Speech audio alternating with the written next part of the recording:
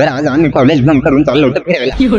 बघा मग समोर तर कॉलेजमध्ये फुल फकाट मस्ती करून घरी जायसाठी निघालोच होतो की विचार आला की एकदा कॉलेजला फेरफटका मारून येऊ.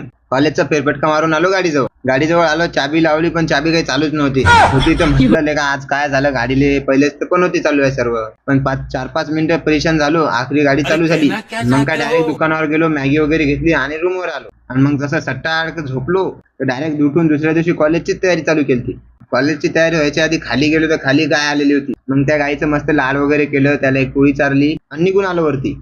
वर आलो, कॉलेजची तयारी केली आणि आम्ही गेलो कॉलेजला. मग आम्ही तिथे फिरलो, मस्ती वगैरे केली आणि संध्याकाळी आलो रिटर्न.